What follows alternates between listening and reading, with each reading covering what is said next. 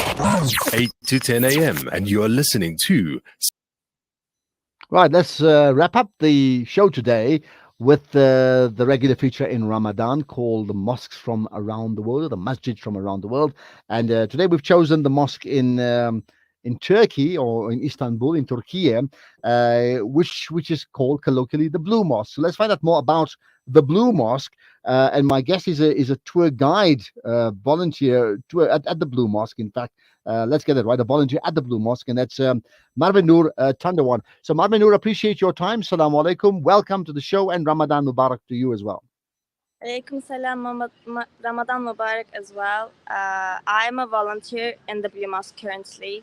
It's been 1.5 years that we do voluntarily job here. And we give some information about Islam to the people and the mosque. So we talk about Islam daily. Okay, what a privileged position to be in, I think, to be able to do that. So let's talk about the Blue Mosque. I mean, where is the Blue Mosque? What's the magic around the Blue Mosque that so many people from around the world talk about it? Firstly, it is located in the old city of Istanbul, where we have the palace of the Ottomans, like the first administrative palace of the Ottomans that we call Topkapı Palace. That when they conquered Istanbul, they actually settled down there. Then we have Hagia Sophia, the Grand Mosque there, and then we have the Blue Mosque. So it is a very historical square, and it is like the symbol of the city that we may call. And so we have it it is one of the oldest and biggest mosques in Istanbul. I may say it like this. Okay. Why is it called? I mean, I understand that the official name is not the Blue Mosque, right? Yet it's called the Blue Mosque. Yeah. What's the official name? Why is it called the Blue Mosque? So, first of all, as local people, we never say Blue Mosque here. We always say Sultan Ahmed Mosque, referring to the Sultan, the emperor who gave the order of the construction for the building, for the mosque. But it is known as the Blue Mosque in abroad, probably because of the color, the dominant color that we have inside is blue. And besides that, more than 21,000 of blue tiles that are all handmade, used in the decoration of the mosque, which is really mesmerizing. Once you get inside the mosque, it's really impressive. They're all different from each other. That hits you in the color of blue. That's why it is known as Blue Mosque. Yeah. Would you know? Now, I had the privilege of being to Turkey. Just to tell you, so I've been at the Blue Mosque or the Sultan Ahmed Camii, so you know, and I've been at the Hagia Sophia, of course, right? Most people don't realize, or haven't been there, they adjacent to each other. There's a common park that separates the two. Why would there have been a need to build another big mosque at that time, virtually next to the other mosque, which is the Hagia Sophia? Yes, so it's not about to make mosques next to each other. When you come to Istanbul, or any city of Turkey, you would see mosques next to each other. It's all about the idea of social complex that we have here, that once we had in the Ottoman time. So you would always see the mosque in the center, then you would see some additional buildings around it, that the Turkish bath, the specialized school that it's called madrasas, the kindergarten part, the kitchen part. So it's all was how to say it, the social complex that people would meet up there. They would actually benefited from all these additional buildings, and they were all free of charge. And also Hagia Sophia has its own social complex. So when you consider the time and the past, people wouldn't have the transport to go from one place to another. So it was really crucial to have these kind of mosques next to each other.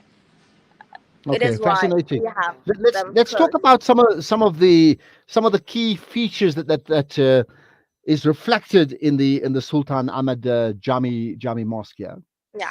So the first one is probably the 6 minarets that it has, because it is the first mosque ever to have 6 minarets after the mosque and Masjid al-Haram, So it is it has the significance of having 6 minarets, and it's really important because we believe it represents the 6 articles of faith in Islam.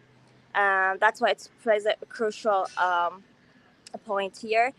And besides that, I can give additional information about the minarets. So because it is the month of Ramadan as well, where you would see Mhm. like some mahyas light upwards between the minarets of the mosque, that they like strung between the minarets of the mosque.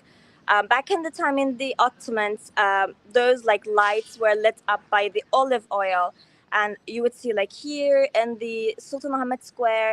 But it is said, it is thought to have been like all those mahyas to be popularized by the Ottoman Sultan Ahmed first. You know, he actually popularized that mahyas, the lit up words, all across Mhm. the empire. So once he was like in his palace in the Topkapi, he saw the adorning mahya lights and the Blue Mosque. And he actually, after that, he ordered that they be displayed all across the empire. Okay, So, fascinating. And any other features of the mosque that you want to share with us very quickly? um, so I guess no. Like, I may invite you here because like it's huge, it's impressive, and inside it's really now like our mosque is at the moment it's under construction. You may hear some sounds coming. Hopefully, we are like hoping it to be make this its grand opening after the month Ramadan, to like in a very fresh way. Okay, so it's under reconstruction in that Yeah, case, right? Are you reconstruction. able to just show us around a little bit with your video camera, Yes, so of we course. can just see a bit? Yeah, Um, may I turn this? yeah, you can do that. That's fine. All right, just a minute. Let's see if we can do that. That's fascinating. So there we are. I mean, while we're talking, we're chatting to So Marvanur Chanduwan, right? Yeah. Okay, so that's the park, and then in the distance there is the Hagia Sophia, right? If I've got that right. right. Yeah. Okay. All right. So okay, this is how it looks like. I'm currently at the Blue Mosque Information Center, Right. and this year, like you may see some parts of the minarets. This is the Blue Mosque Information Center we have, and right across we have Hagia Sophia. So it's all like this. We can't go at the moment inside of the mosque. It is fully like closed for everyone, basically. Yeah. Yeah. Yeah. Okay. And when it's how many people does it take? How many worshippers, or what we call Yeah, in Arabic musallis? Yeah. with the numbers. So into like inside, it's like more than 6,000 people can fit at the same time to pray. And then we have the courtyard, which is approximately 4,000 people for the prayers. Then we have the garden, the yard part, which allows 2,000 people to pray. So, in total, it adds up to 12,000 people, let's say. And yeah, especially in summer days, all parts of the mosque is used. Okay. And so you say it's being renovated now. I understand. So you're not open now, but Yeah. how is the functioning of the Sultan Ahmed Jami? How has it changed now versus how it was used in the time of the Ottoman Empire? There's no much big difference actually. So probably with the additional buildings, there is not so much requests like going there, coming to the schools or like using the kindergarten part. And so let's talk about the kindergarten part. It is used as an information center at the moment, which is like a different, how to say it, a different, Function, yeah, compared to yeah, what it was functioning, before. Yeah. basically, yeah, Yeah. functioning of it. And the mosque it's like the same as it was used back in the days. Now again, it's Okay. open for everyone. But I would say, yeah, with the additional buildings, it is like definitely not as like the same as it was. And now they have a charge. For example, the Turkish bath here has like you have to pay, but like in the past you didn't. Okay, so that's interesting, yeah. And yet, so maybe just the last thing as a comparison. I mean, I'm aware of the history of the Hagia Sophia. It Mhm. was a church, it was a mosque, Yeah, it was a museum. It's now back yeah, to a mosque once again, a working mosque, right? But many of the people of the Christian faith, the Greek Orthodox Church in particular, and from the Roman Eastern Empire would come there to the Hagia Sophia. What percentage of people then go to both, and what has been the thoughts, and I'm talking about people who are not Muslim, what are the thoughts, what are their thoughts when they come to let's say in this case the Sultan Ahmed Jami? What do they say about the mosque and the experience there? they say like even it was under construction, we had the little part of the mosque open for people like for a month ago. Basically they would come, but it was like a very limited area. Even that time they would say like the atmosphere is great because like it is a mosque that is coming from the past. It's a very significant one, it's a historical one, so they would like they would feel that atmosphere, the spirituality inside the mosque. And with the Hagia Sophia as well, now it became a mosque. People would come there. They would actually spend time inside the mosque, like which is a very important part of the mosque complex. Just like the outside of the mosque being a complex, inside is like that as well. Like you come to the mosque, even if you don't pray, you may sit there, take your time, just like relax and chill. Like take the atmosphere in you, and like you may see some kids running around and playing. You may even see some cats inside the mosque. So it's all about like having this social um, connection between people inside the mosque. So they're actually really mesmerized by this feature of the mosque because like probably it's like a very opposite compared to their own temples or like places that they Experiences, yeah. pray. Well, I've been to I think it's called the that new big mosque in Camii. I hope I forgot that right. Yeah, The very big one, and the amount of kids playing around after the Jummah Salah was yeah. incredible. But that's a very modern built mosque. Just the last thing, hey, in your experience as a volunteer, and again speaking to people who are not of the Muslim faith, are they drawn to the to the Islamic faith by what they see around the mosque? Yes, definitely. We do have many cases where they choose to become a Muslim every day.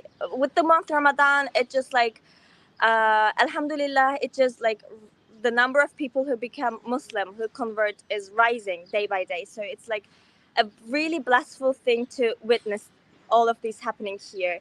They come here, like, even like, they like, between the catching flights, they come here for like an hour.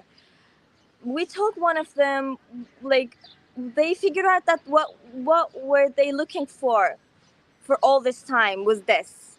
And yeah, so they have the blessing, they take the shahada, they become Muslim. So it's really nice to see all of this, to Well, be there a you are. part of all of it. The merits of being in transit in Istanbul just for a few hours, and you go to those three Yeah, places, which, definitely, as you say, definitely. they're all together. They're all sort of in one whole area in the Sultan Ahmed region.